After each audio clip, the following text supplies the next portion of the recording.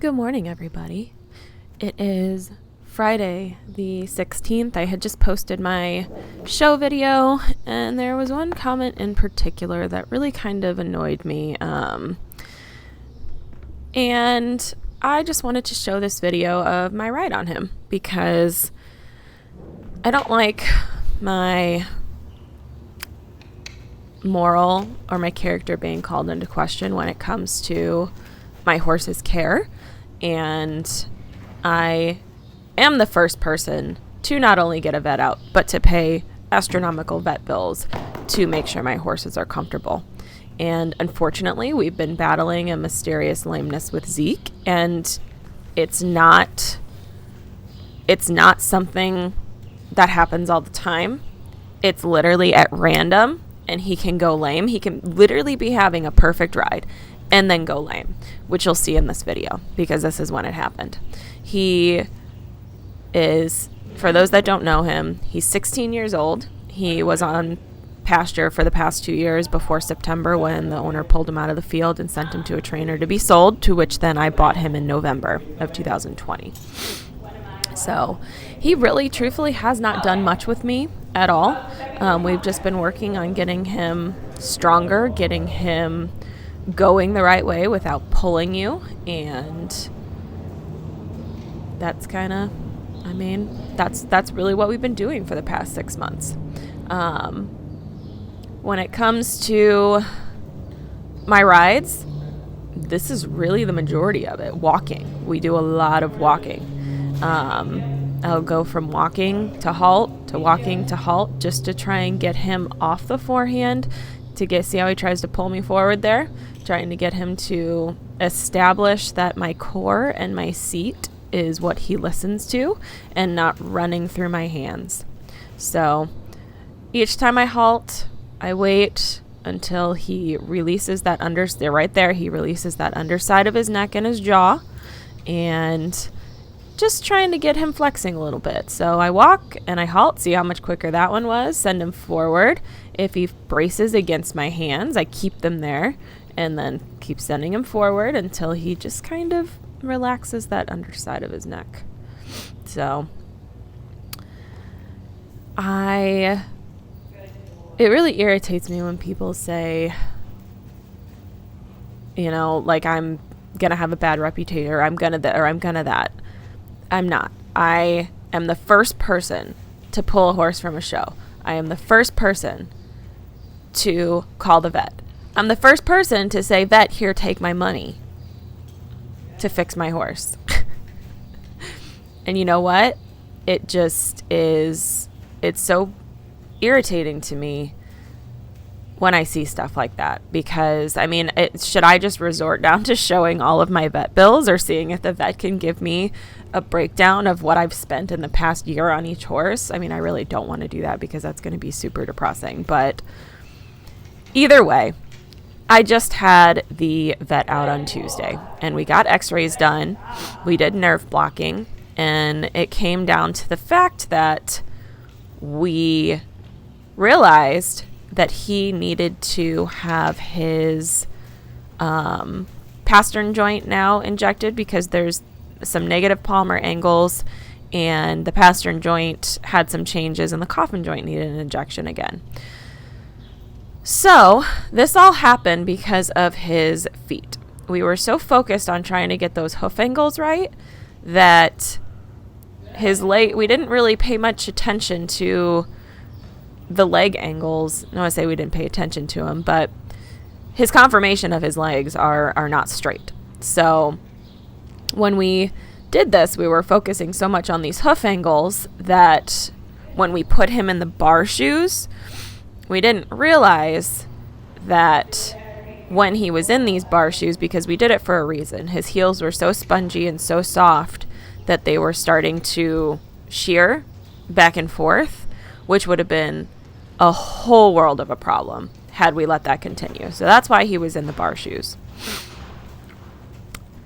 I think we left them on him just a little bit too long because then it started putting pressure on the medial side of that foot, which then causes him to try to put the pressure elsewhere. So either way, he is now, as of Tuesday, he had his coffin joint and pastern joint in that right foot injected, and we pulled all of his shoes.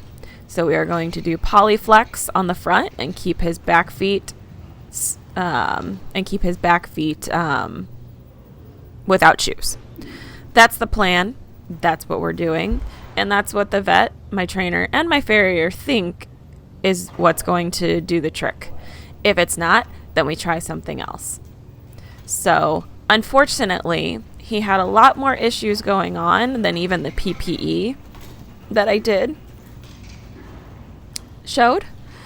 And I'm trying really hard to get this horse down because he loves his job and he loves to go out and he loves to do all of this. I mean, you can tell he loves to go out and he loves to do the upper level movements, and he feels it feels like he feels, super proud of himself or super fancy when he does them.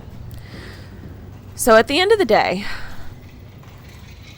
I urge you to think before you post something, because what it took for me to even, one, go to that show was a lot, and two, what it took for me to withdraw myself from the class was a lot.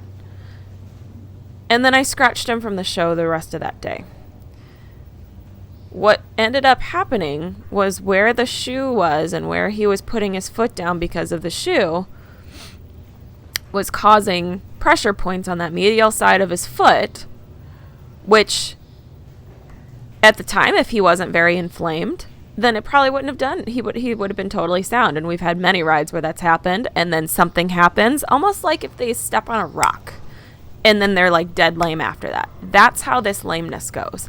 It's not like at the show I got on him and I was like, oh my God, you're totally lame, I guess we'll try it.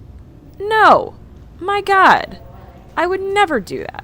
If he was out there, he was sound, and I'm like, okay, this is great, this is exciting. And then we go in and he was spooking or whatever, because that first level test, he was high as a freaking kite. He tried to run back from the entry gate. Like, he went in, saw the other horse leave because he's super buddy sour, tried to spin around and run out the other way. So when it comes to that, anything could have happened in between the time I got from the entry gate to entering that ring. Because, like I said, it happens like a snap, and then he can go off and be lame. You never know when it's going to happen. You never know what's going to cause it to happen, because it happens at random. Sometimes, like, he was totally sound the entire time in Florida. I got videos. I mean, he was totally sound. He never had an off step, and Debbie knew prior him going to Florida what we've been dealing with. So when it comes to him on the left lead, this is always going to be his stickier lead, because I'll insert a picture. If you look at his hips, he has a dropped right hip. So he's conformationally screwed up. So he's never going to look like a Grand Prix horse. I mean, the fact that he goes as well as he does with all the things that he has on his PPE and his body, like, is just honestly beyond me. So probably shouldn't have made this video right now, but I was just so pissed off that I'm getting my moral compass called into question. I'm not going to have a bad reputation because I don't show lame horses. I dismissed myself out of the class and didn't show that next day. The third level test that we did on Sunday, he had a couple steps, but other than that, like, that test went pretty well. We ended up getting a 62 something on that test. So had he been that off, would we really have gotten a 62? I don't think so. But he's never going to go through a ride and be 100% perfectly sound. I mean, this horse is 16 years old. He's 18 hands. That's a lot of weight to be carrying around. So when it comes to horses, you have to be a little bit less judgmental, because you don't know what it took to get where you were at, where that person's at. So that's all I really have to say about that. But nothing happened between the video you saw just recently and this video. Nothing. I didn't pack his feet again. I didn't do anything other than he got a couple days off after the show. I rode him Wednesday. Debbie rode him Thursday. This is Friday. As you can see, he's wanting to stretch. I mean, he's a little stiff, but that's just how older horses go into the ring. They're a little stiff. I mean, me being 30, I'm stiff when I get up. Yes, that video, I even said in the video, I was like, oh my gosh, this looks horrible. Like, it was so bad. I should have dismissed myself sooner. Yeah, I should have. And I know that. It's not like I went in there being like, he's really lame, but, we'll see if we can just do it. No. For the horse that takes off and bolts, I was already nervous that my horse was going to take off and bolt. Do you really think I would have gone in there knowingly that he was lame? Like, dead lame? No, I wouldn't have. Probably what ended up happening is when he was spooking on his way in, trying to spin to run out because he realized he was the only horse in the ring at that time, he put some pressure, or he stepped down weird with that right front, and then once it starts hurting, it doesn't not stop hurting. Like, there's not, like, until the next day when you pull him out and he's fine. So, unfortunately, this isn't black and white. Horses are not black and white. I mean, there are so many different things that can happen. I mean, think about when you walk across the parking lot. Have you ever, like, rolled your ankle and then had shooting pain for, like, the next 5-10 minutes? Think about that's kind of the same situation that's happening with him. He gets a little on the forehand. If he puts his foot down wrong, and then he gets that, then he's lame. But if he doesn't, then he's not. And when he's actually using his hind end and off his forehand, he's not lame at all. So it just is super frustrating that I've been posting this and posting my journey and going through this whole process with him.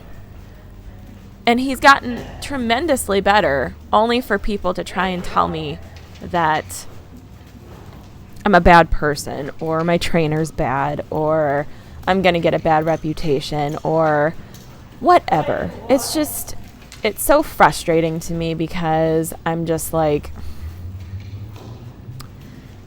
there's no reason, unless you're involved in the horse's care, to put your opinion in on stuff like that. I mean, there really isn't. I take the best care of my horses, of anybody that I know around me. I mean, I won't get anything done for myself until I feel like, and even then I won't, because I'm like, what if I have a vet bill? So I think people need to realize that situations like this happen way more often than you realize that they do. And you're just seeing me because I put it out there. But at the end of the day, I'm still a human being. I'm still a person. And stupid comments like that get to you. And I'm half tempted just to delete all my social media and get rid of all of it, because I'm tired of it. And I know I open myself up to it, but do people have to really be that big of jerks? I mean, really. Not only that, but if you were that worried about it, why wouldn't you just message me? My email's in the description bar. If you were that concerned, why not just private message me? No. People post comments like that because they want their ego to be seen. They want to be seen. They want to put it out there that they said this and they did this and they, whatever. But unless you're involved in the care, unless you've ridden the horse, unless you've seen me in person go, other than the clips on these videos, please just keep your mouth shut. If you're really concerned about something, just message me. That comes across way better than making a nasty comment. Because at that point, if you were truly, truly concerned about the care of the horse, or you were truly concerned about what I was doing, then it wouldn't be something that you would care if other people saw or not. You would message me and say, hey, here's the, blah, blah, blah. You wouldn't comment it for other people to see and try and rally people with your opinion. That's what it comes down to. So, anyway, that's my rant. Sorry, I just woke up super pissed off when I saw some stupid comments and whatever, but it just because I am a professional does not mean that I'm any less of an amateur. I mean, let me just say that again. Just because my status is a professional, because I get paid to teach beginner and intermediate lessons, does not mean that I'm not still an amateur.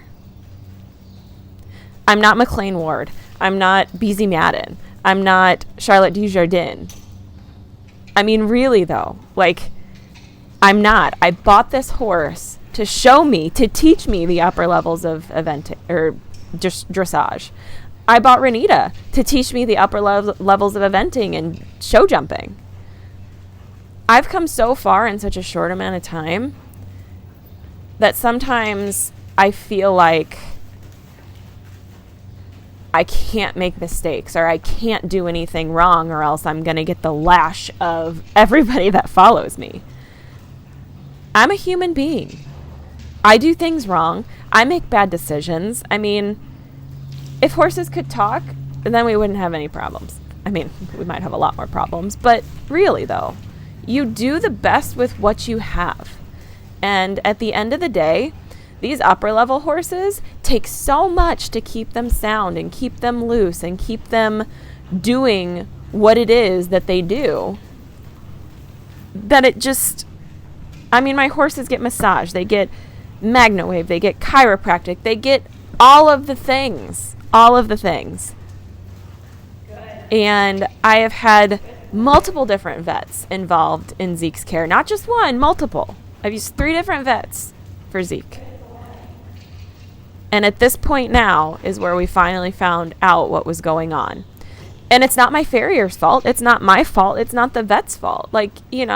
Short of literally him talking and being like, hey, this is what's going on. You just do the best with what you can.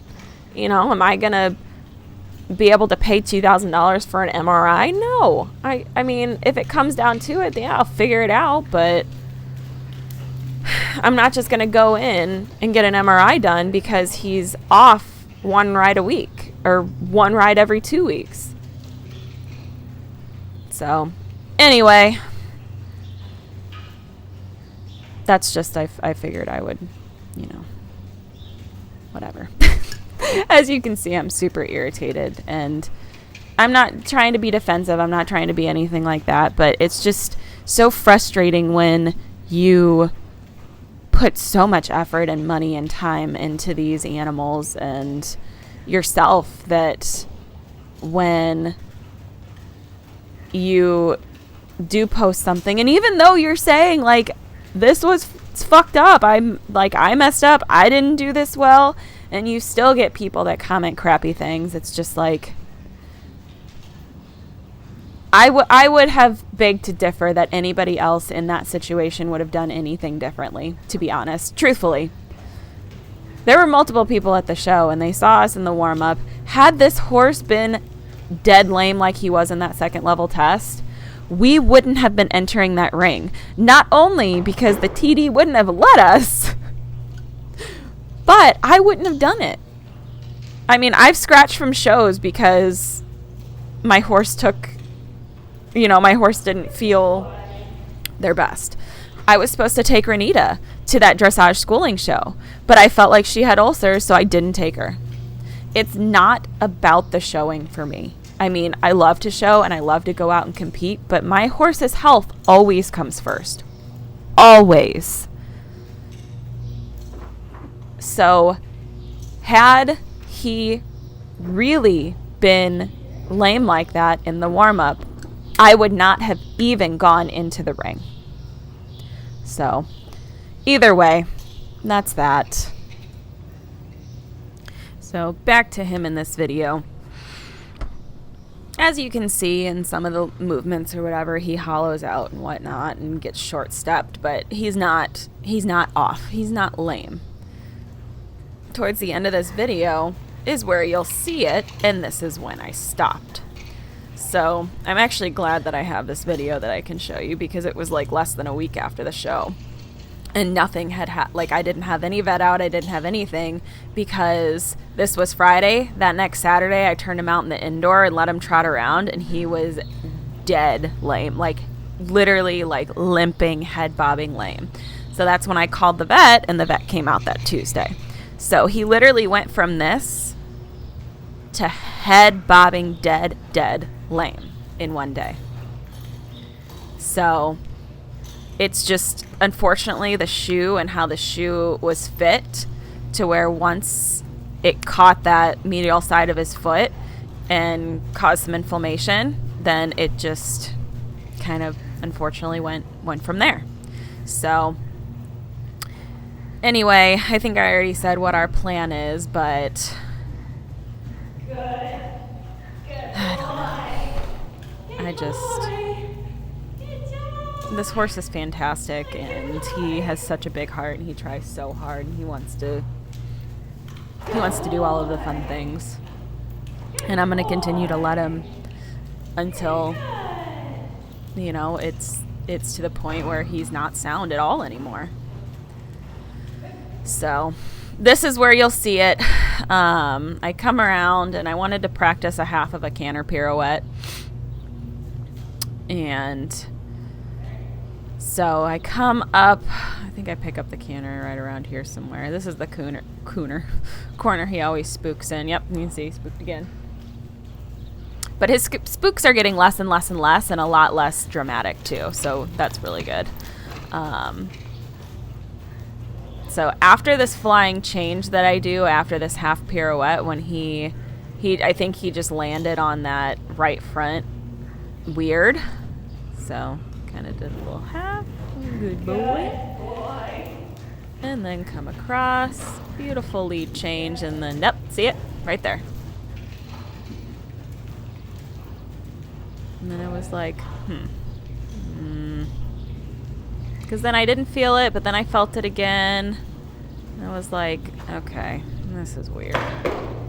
So I let him be done after that, and then I think I put Karatex on his feet, and then when I got him out Saturday, because I didn't ride him Saturday, but I just turned him out in the indoor and let him like roll around and run and trot around, and that's when I noticed it. So you can see literally after it happened, I was like, I kind of kept going for a couple steps just to see if he was legitimately off again, and then I was like, okay, yep, nope, we're done. Hope you guys enjoyed this video. Just let me know what you'd like to see next. Bye.